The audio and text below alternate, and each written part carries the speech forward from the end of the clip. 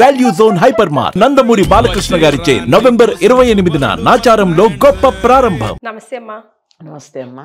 అమ్మ, ఇప్పుడు తరచుగా పెద్దవాళ్ళు అంటూ ఉంటారు, మేము ఇవన్నీ ఇన్ని రకాలు తిన్నామా, చద్దంలో అన్నంలో పెరిగేసుకొని తిన్నాము, వేడి వేడి అన్నంలో ఇంత కూర ఏదో ఒకటి చారు ఏదో ఒకటి చేసుకొని తిన్నాము, అయినా ఇంత ఆరోగ్యంగా ఉన్నాము, జొన్న రొట్టెలు తిన్నాము అని. మేమేమో ఇన్ని 12 రకాలు తింటున్నా కూడా మీతో నేను ఇంకా ఇప్పటికీ పోటీ పడలేను. మీ ఫాస్ట్నెస్కి ఉదయం లేచినప్పటి నుంచి మీ షెడ్యూల్ చూసుకుంటే మా ఈ షెడ్యూల్కే మేము ఏసీలో కూర్చొని అలసిపోతున్నాం. సో హౌ కుడ్ యూ ఏసీలో కూర్చున్నారు కనుక కలిసిపోతున్నారమ్మా. అదే పెద్ద మైనస్ అంటారా? అది పెద్ద మైనస్ అమ్మా. మంచి వాతావరణంలోంచి వచ్చే గాలి కాకుండా మీరు కండిషన్డ్ గాలి తీసుకుంటే మీ లైఫ్ కూడా కండిషన్ అయిపోతుంది. ఇందులో చాలా వరకు మీరు కార్బన్ డైఆక్సైడ్ తీసుకుంటున్నారు, మీ శరీరంలో నుంచి వచ్చేటటువంటి చెమట ఆరకుండా చూసుకుంటున్నారు. టాక్సిన్స్ ఎక్కడ విడుదలవుతున్నాయి మీ శరీరంలోంచి? చెమట పడితే కదా మీకు టాక్సిన్స్ విడుదలయ్యేది. You are not allowing the toxins to come out. There lies the problem అంటారు. అందుకే that is one of the problems. ఈ మధ్య కాలంలో జుట్లు ఊడిపోవడము చాలా పెద్ద సమస్యగా మారిపోయింది. అవునమ్మా. ఈ జుట్టు కోసం, ఈ కంటి చూపు కోసం మీరేం చేసేవారు, మమ్మల్ని ఏం చేయమంటారు ఈ రోజు ప్రేక్షకులకి తెలియజేద్దాం. అమ్మ, మేము ప్రత్యేకంగా ఏమీ చేశాము అని చెప్పడానికి లేదు. ఎందుకంటే ఇవన్నీ మాకు నిత్య జీవితంలో భాగాలుగా చెప్పినవన్నీ చేసాం. మన రొటీన్లో అలా చేసాం అంతే.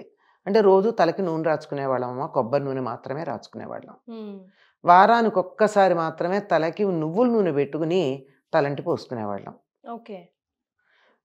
నువ్వుల నూనె తలకి పెట్టుకున్నప్పుడు ఎలా ఉంటుందంటే, మంచి నువ్వుల నూనె గనక తలకి పెట్టుకుని కొంచెం గట్టిగా ఇలా మాడికి ఇలా అనుకుంటే కళ్ళల్లోంచి ఆవిర్లు వస్తాయి. అవును, వేడంతా రిలీజ్ అయినట్టు పొగలుగా వచ్చేస్తాయి. అలా వచ్చింది అంటే కన్ను ఎంత శుభ్రపడింది. కంట్లోనే వేసుకోనక్కర్లా. కంటి చూపు బాగుండాలంటే కంటి దాకా వెళ్ళక్కర్లేదు.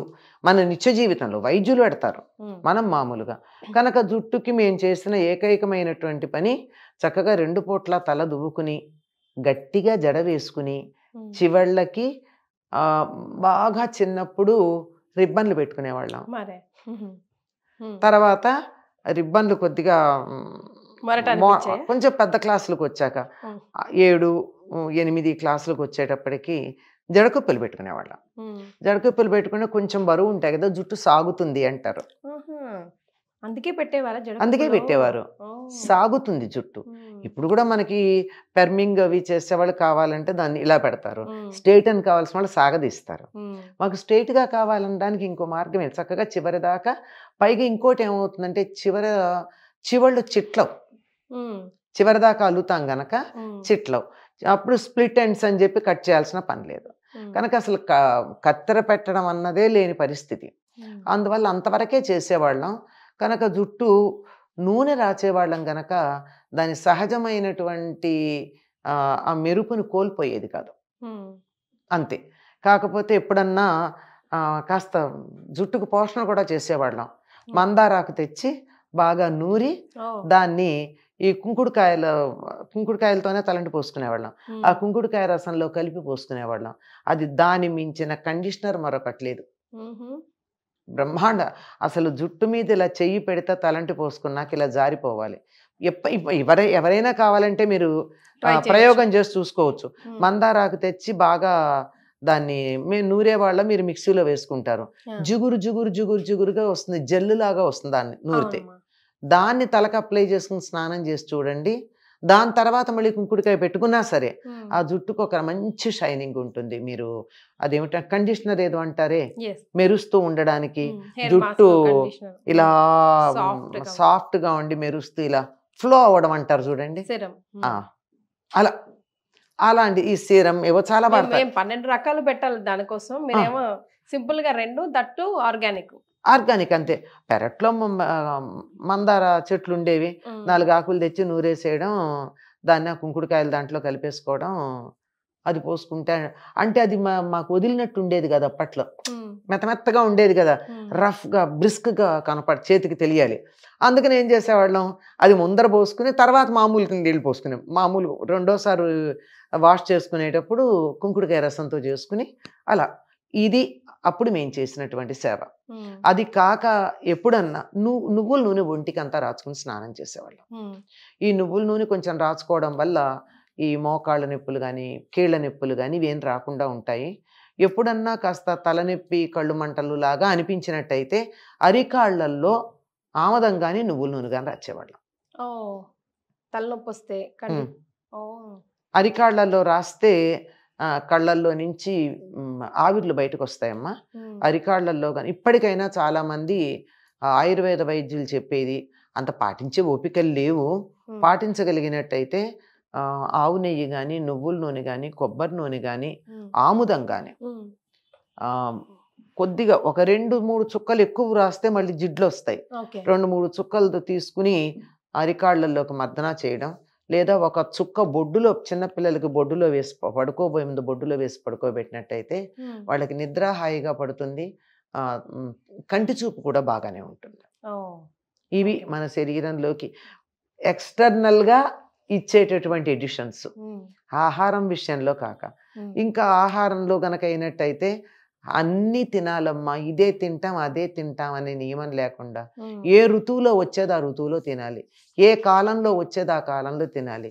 ఈ మధ్యకాలంలో మనకి చాలా ఫ్యాషన్ అయింది ఏమిటంటే మన దగ్గర పండే పంటల కన్నా ఇతర ప్రాంతాల నుంచి దిగుమతి చేసుకునే వాటి మీద మోజుతో అవే తింటూ ఉన్నాం.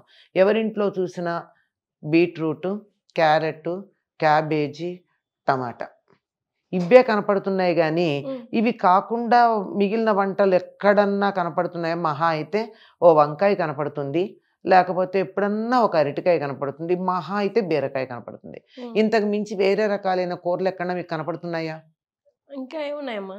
బెండకాయలు, దొండకాయలు, బెండకాయలు ఉన్నాయి, దొండకాయలు ఉన్నాయి, చిక్కుడుకాయలు ఉన్నాయి, గోరుచిక్కుడుకాయలు ఉన్నాయి, ఆకుకూరలు. ఆకుకూరలు ఉన్నాయి, ఉమ్, పొట్లకాయలు, చమ్మకాయలు, చిక్కుడుకాయలు. ఎన్ని కాయలు ఉన్నాయి, ఉమ్, ఎన్ని ఆకుకూరలు ఉన్నాయి.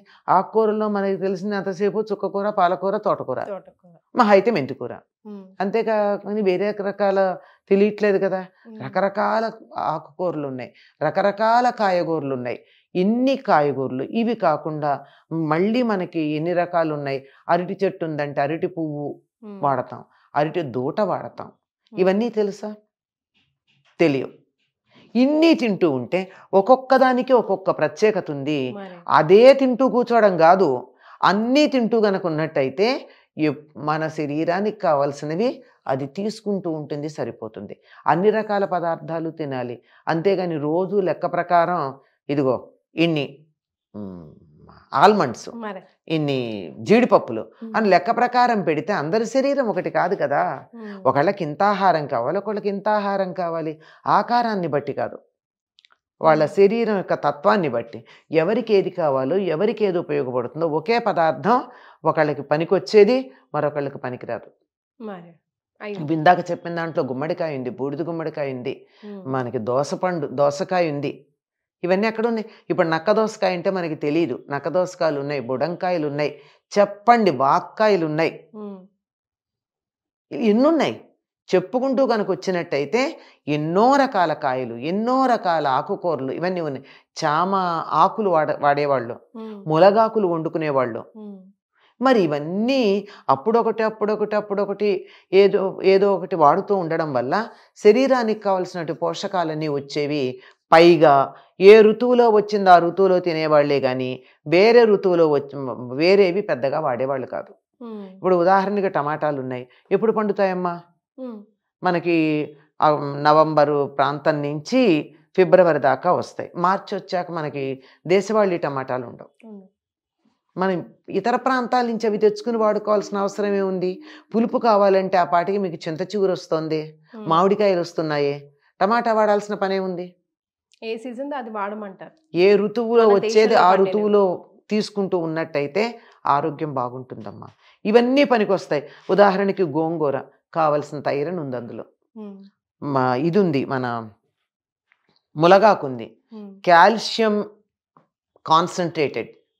మరి వాడుతున్నామా? ఉమ్, ఇవేమీ వాడకుండా నాకు జుట్టు పెరగట్లేదు, విటమిన్ ఏ ఉమ్, పాలకూర వాడట్లేదు, చుక్కకూర వాడట్లేదు, బొప్పాయికాయ తింటలేదు కదా. అవును. క్యారెట్లో మాత్రమే దొరుకుతుంది మనకి ఏ విటమిన్ ఏ. మరి క్యారెట్లో మాత్రం ఏమిటం అన్నిట్లో ఉంటుంది, ఆకుకూరలన్నిట్లో ఉంటుంది కదా. ఇవేమి అన్నీ తిన్నట్టయితే అన్ని రకాలైనటువంటి ఆహారాలు మనకి కావలసిన పోషకాలు పరిపూర్ణంగా వస్తాయి. అదొక్కటి గుర్తుపెట్టుకున్నట్టయితే హాయిగా ఉంటుందమ్మా.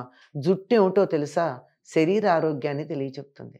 ఒక వెంట్రుకను చూసి వ్యాధిని చెప్పగలరు. అది కాంతివంతంగా ఉందా, డల్గా ఉందా, బ్రిటిల్గా ఉందా, సాఫ్ట్గా ఉందా, ఆయిలీగా ఉందా, మెరుస్తోందా, డల్గా ఉందా, దాన్ని బట్టి ఆరోగ్యం తెలుస్తుంది. అందుకని జుట్టుకి బాహ్యమైనటువంటి పోషణలు కాదు, ఫ్రమ్ విదిన్ రావాలి. హాయిగా ఐరన్ కాల్షియం బాగా ఉన్న ఫుడ్ తినండి, విటమిన్ ఏ ఉన్నది తినండి. ఎన్నున్నాయి మీరు ఇవి కాక ఏమున్నాయంటే ఎన్ని పేర్లు చెప్పాను నేను. మరి టమాటా లేకుండా వాడుకోవాలంటే సమ్మర్ వచ్చేటప్పటికల్లా మీకు చింత చిగురు దొరుకుతుంది. అంతకు ముందంతా గోంగూర ఉంది. ఆ తర్వాత మామిడికాయలు 4 నెలల పాటు దొరుకుతాయి. ఆ లోపల ఉసిరికాయలు దొరుకుతాయి, చింతకాయలు దొరుకుతాయి. ఇవన్నీ ఉండగా టమాటాలు ఎందే వంటట్లా చేస్తాను అనే దృష్టిలోకి వచ్చేసినటువంటి వాళ్ళకి ఒక సెట్ ఆఫ్ భోజనం చేయడం అలవాటైతే ఆ సెట్లో ఉండే పోషకాలు దొరుకుతున్నాయి. అవి లేకుండా ఉండే ఆహారాల్లో ఉన్న పోషకాలు ఎక్కడ దొరుకుతున్నాయి? కరెక్ట్. పొట్లకాయ ఎంతమంది వాడుతున్నారు? అసలు చమ్మకాయ అన్నది ఉన్నదనే తెలియదే చాలా మందికి. వాక్కాయలు చాలా కొద్ది మందికే తెలిసే. ఉస్తికాయలు ఎవరికి తెలుసు? కొన్ని పేర్లు నేను కూడా మొదటిసారి వింటున్నానమ్మా. అమ్మ ఇవన్నీ మేము తిన్నవాళ్ళం. అదిదా మ్యాటర్. అది అలా అనకండి. నన్ను చూసి మీరు ఇవన్నీ ఉన్నాయి, మీ జుట్టు ఇలా ఎలా ఉంది, మీ కళ్ళజోడు ఎందుకుంది అని అనకండి. వయస్సు ఒకటి, రెండు అది అలవాట్లు ఒకటి. అలవాట్లు కూడా కారణం. మరి పడుకుని చదివే అలవాటు ఉన్నప్పుడు కళ్ళజోడు రాకుండా ఏమవుతుంది? పడుకుని చదవకూడదు కంటి చూపు బాగుండాలంటే. తర్వాత బ్రైట్ లైట్ పుస్తకం మీద ఉండాలి, కంటి మీద ఉండకూడదు. ఇప్పుడు ఇక్కడ కూర్చొని చదవకూడదు, నా మొహం మీద లైట్ పడుతున్నప్పుడు చదివితే కంటికి ప్రమాదం. తర్వాత ట్రావెలింగ్ లో కదులుతున్నప్పుడు, తర్వాత చదివేటప్పుడు ఎప్పుడు కూడా మన పిల్లలు ఇట్లా పెట్టుకుని కానీ చదువుతారు. అది మంచిది కాదు. 45 degrees ఉండాలి చదివే పుస్తకానికి. మన కంటికి అడుగుంబావు దూరం ఉండాలి పుస్తకం. ఇలాంటివి పాటిస్తున్నామా?